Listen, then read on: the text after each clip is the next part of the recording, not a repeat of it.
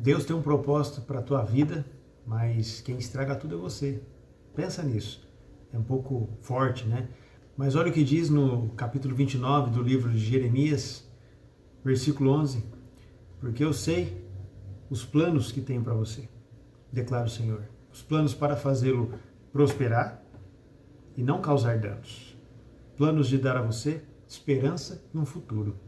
Jesus uma vez disse uma parábola sobre as aves do céu, onde ele disse o seguinte: poxa, por que vocês estão preocupados com o dia de amanhã? Olhem para as aves do céu, e essas aves, elas somente fazem aquilo que elas foram chamadas e não se preocupam com o dia de amanhã. Porque o Senhor, nosso Deus, Ele sabe daquilo que a gente precisa e Ele entrega conforme a nossa demanda, a nossa necessidade. Isso também serve para que você não se compare, para que você não fique olhando para o seu vizinho e fala: poxa, se eu fosse igual aquele rapaz, eu teria prosperidade naquilo que eu preciso. Se eu fosse bonito, se eu fosse inteligente, se eu soubesse falar melhor, eu teria acesso à prosperidade. E não é bem assim. Deus cria cada um de nós para que a gente faça exatamente aquilo que nós fomos chamados para fazer. Ele deu um propósito para a gente. Porém, a gente tem o livre-arbítrio. Ele tem preparado para a gente algumas coisas e ele entrega também para a gente a possibilidade de receber esse propósito ou não. Ah, mas e se eu não gostar do propósito de Deus? Não tem como não gostar. Você foi feito para fazer daquela maneira. Você vai gostar de fazer aquilo que Ele tem como propósito para você. O que acontece é que quando a gente tem o livre-arbítrio, nós escolhemos não andar com Deus. O que acontece com isso? Você confia no seu próprio entendimento. Olha o que diz em Provérbios 3, 5 até o 6. Confie no Senhor com todo o seu coração e não se apoie em seu próprio entendimento. Reconheça o Senhor em todos os seus caminhos e Ele endireitará as suas veredas.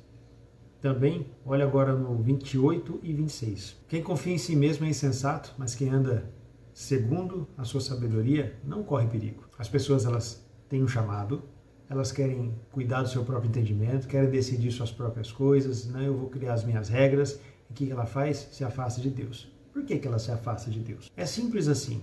Deus, ele tem um exército. Esse exército ele chama de anjos. Os anjos estão lá para auxiliar Deus naquilo que ele precisa.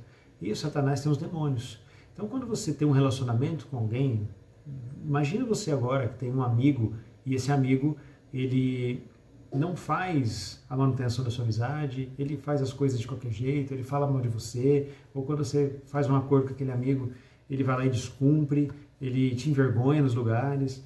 O que você faz? Como é que funciona esse relacionamento? Eu me afasto de uma pessoa assim. Porém, Deus, ele é misericordioso e amor. Porém, ele não é tonto. Ele sabe do seu coração. Ele consegue entender agora o que você está pensando e ele vai usar essas informações no dia que você for julgado. Então, muito cuidado com isso. Deus, ele não é tonto. O seu propósito, ele tem um cheiro. E o Satanás consegue identificar isso aqui. O que ele faz? Ele pega lá uma pessoa e fala: esse cara aqui, olha só, esse cara, ele tem habilidade para falar em público. Vou colocar um bloqueio nessa pessoa. Vou colocar um trauma nessa pessoa para que ela nunca suba num palco. E ele sabe fazer isso.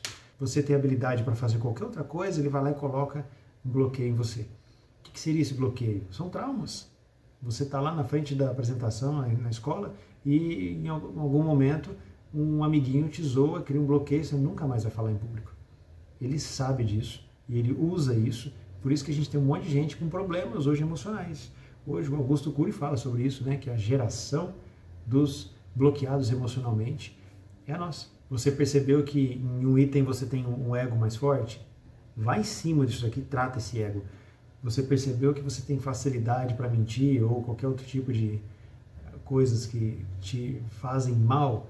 Trata aquilo, vai tratando, porque cada bloqueio libera mais bloqueios. Você aprende com esses bloqueios que existem outros por trás. E você precisa tratar um a um, porque você foi muito bloqueado, você foi muito traumatizado com as coisas que aconteceram na infância, por isso que você é desse jeito. Por isso que você às vezes tem vontade de falar alguma coisa e não consegue falar. Trata isso. Poxa, mas o Satanás faz tudo isso? Faz. Sinceramente, eu acho que ele não perde muito tempo com você porque você se lasca sozinho. Olha essa analogia. Adão e Eva, eles estavam no paraíso e eles tinham 100% da capacidade intelectual. Hoje, a gente vira e mexe, eu vejo documentários ou textos dizendo que nós somente utilizamos de 2 a 10% da nossa capacidade intelectual. Se nós, com 10% de capacidade intelectual, e Adão, com 100% de capacidade intelectual, olha o que Satanás fez com ele, o que ele pode fazer comigo? Então, eu acredito que ele nem perde tempo, porque é muito fácil. Ele simplesmente deixa os demônios bagunçar a vida daquela pessoa para que você mesmo se bloqueie, você mesmo arruma problemas. Ele não precisa de você para lascar com a tua vida. É simples assim. Pensa nisso. Você está sendo manipulado. Você está sendo controlado por alguma coisa que você não gostaria que acontecesse. Pensa nisso. A sua vida continua desse jeito. Pequenas evoluções. Mas Deus tem preparado para você um propósito. Utilizando os seus princípios, pilares de sabedoria, Deus vai entregar para você informações valiosas onde você consegue entender o que você precisa fazer para curto, médio e longo prazo, você ter prosperidade. Viver um dia de cada vez não quer dizer que você vai abandonar o futuro. Eu não vou nem me preocupar com o investimento financeiro. Não é bem assim. Em Provérbios você vai ver várias vezes Salomão dizendo que não coloque seus ovos todos na mesma cesta. Diversifique para você colher rendimentos no futuro. Tem muita informação para você não ser manipulado. Um abraço.